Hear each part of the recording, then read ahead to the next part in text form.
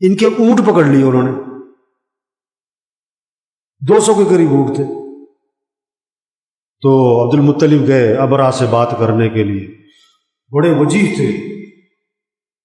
ابرہ نے جب دیکھا نا، بڑا عزت دی، بڑا اکرام کیا، بڑا احترام کیا، ان کو ساتھ بٹھایا۔ وہ سمجھا کہ یہ بات کرنے آئے بیت اللہ کے بارے میں کہ مت گراؤ اس کو۔ انہوں نے بات شروع کی کہ میرے اونٹ تمہارے آدمی نے پکڑ لیے۔ انہوں نے کہا جی میں نے آپ کو دیکھا تھا تو بڑی میرے دل میں آپ کی عزت آئی، لیکن آپ کو اپنے اونٹوں کی بڑی ہے، میں بیت اللہ گرانے آیا ہوں۔ انہوں نے کہا میں ہوں اونٹوں کا مالک، اس لیے میں اونٹوں کی بات کر رہا ہوں۔ اس گھر کا بھی کوئی رب ہے، وہ خود ہی سنبھال لے گا بات،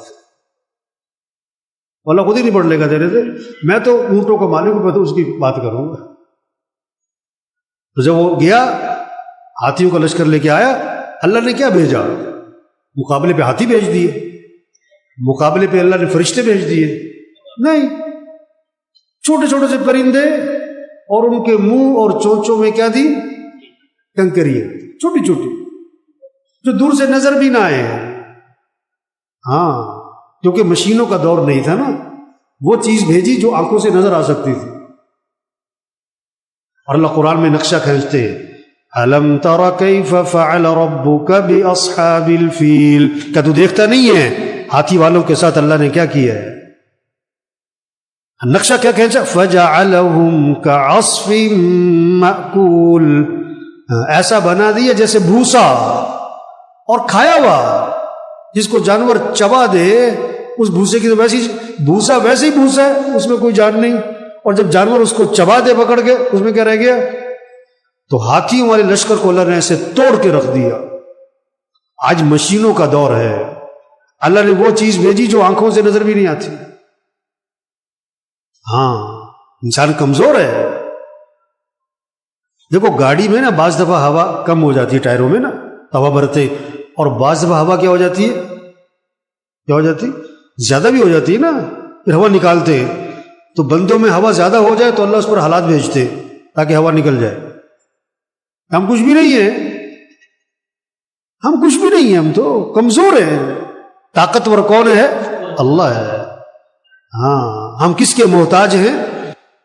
اللہ اس لیے حالات بھیجتا ہے۔ رجوع کرو اللہ کی طرف، توبہ کرو، زندگی بدلو۔ جھوٹ والا جھوٹ چھوڑے، رشوت والا رشوت چھوڑے، سود والا سود چھوڑے، بے حیائی والا بے حیائی چھوڑے، میوزک والا میوزک چھوڑے، ناچ گانے والا ناچ گانا چھوڑے، دو نمبری کرنے والا دو نمبری چھوڑے، نمازوں میں غفلت کرنے والے غفلت چھوڑے۔ وہ اس لیے آئی ہے یہ۔ ہاں، توبہ کرو۔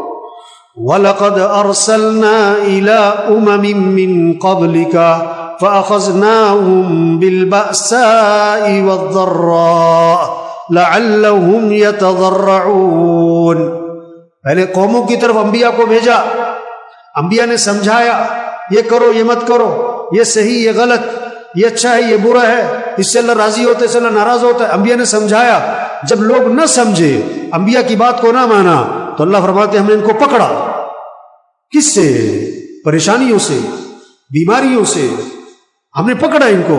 کیوں پکڑا؟ تاکہ مر جائیں؟ نہیں، لعلہم یتضرعون، تاکہ یہ تضرع کریں، زاری کریں، عاجزی کریں، گڑ گڑائیں۔ اس کا ترجمہ لکھا ایک جگہ، تاکہ یہ ڈھیلے پڑ جائیں، ڈھیلے پڑ جائیں، یہ گناہوں کو چھوڑ دیں، ہوش میں آ جائیں۔ فلولا اذ جاءهم بأسنا تضرعوا ولكن قست قلوبهم وزين لهم الشيطان ما كانوا يعملون۔ لیکن جب وبا آئی، پریشانی آئی، مصیبت آئی، تو یہ ڈھیلے کیوں نہیں پڑے؟ یہ کیوں نہیں ڈھیلے پڑے؟ اللہ وجہ بتا رہے ہیں کہ ان کے دل سخت ہو گئے۔ ان کے دل کیا ہو گئے؟ سخت ہو گئے۔ سخت زمین پر پانی ڈالو بہہ جائے گا، نرم زمین پر پانی ڈالو زمین جذب کرے گی۔ آپ صلی اللہ علیہ وسلم نے فرمایا اللہ سے سب سے زیادہ دوری اس شخص کو ہوگی جس کا دل سخت ہوگا۔ قاسی القلب، دل سخت ہو گئے، جنازے دیکھ رہے ہیں، ہسپتال بھرے ہوئے دیکھ رہے ہیں، اعلانات سن رہے ہیں، فلاں گیا، فلاں گیا، فلاں کو یہ ہو گیا.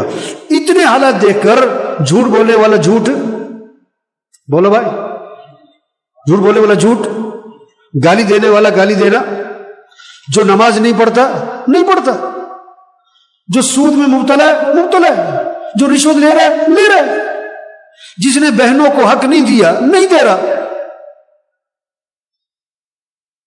وہی غفلت. اللہ بندے کی غفلت دور کرنا چاہ رہے ہیں. انسان کا بہت بڑا عیب ہے غافل ہونا، اللہ سے غافل، جنت سے غافل، جہنم سے غافل، قیامت سے غافل، آخرت سے غافل، موت سے غافل، قبر سے غافل، قیامت سے غافل، اللہ کے سامنے پیش ہونا ہے، حساب کتاب ہونا ہے، اس سے غافل. یہ انسان کے بڑے بڑے عیب ہیں جس سے کیا ہے معصیت کے دروازے کھلتے ہیں.